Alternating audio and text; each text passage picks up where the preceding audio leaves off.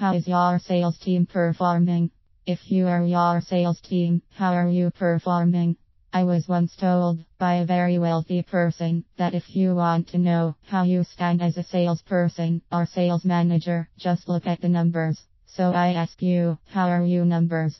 Playing sports back in high school and college, my coach would always tell me, as they filmed each game from the booth above the field, the eye in the sky does not lie. It's the same with your sales numbers, they never lie. I'm a firm believer that the sales process begins long before the salesperson ever shows up. These 7 questions should be asked by you or your sales team. My top 7 questions every salesperson should ask. Question 1. How do you see yourself? The way you see yourself directly reflects the outcome of each sales presentation.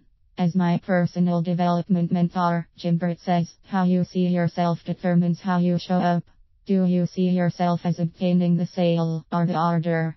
Do you see yourself as failing? One of the 8 rules of the subconscious mind state, what you expect tends to be realized. Mental imagery is the fastest, most powerful sales tool in your arsenal. Use it. Question 2. How do you see others? How you see others reflects on how you see the world. In other words, your perspective on the world depends on how you see others. Do you see the good in others, or do you see the bad? Is your default thinking based in love or in hate? Your motivation was something I struggled with for a long time. This is a mindset that takes practice to master. After all, you are attracted to sales in the first place with the potential income to be earned, at least I was.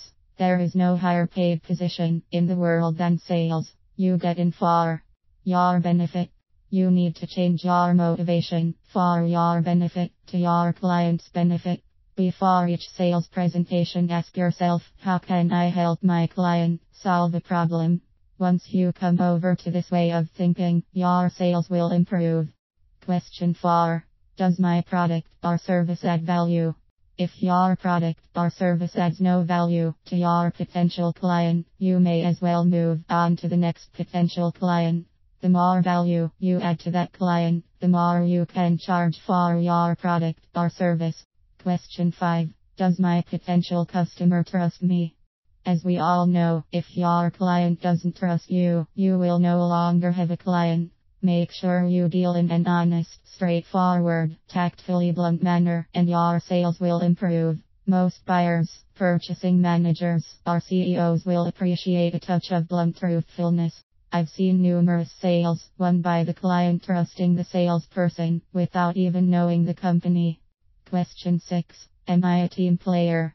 As a child growing up through adulthood, I have always played on teams. Being a team player is important for your organization.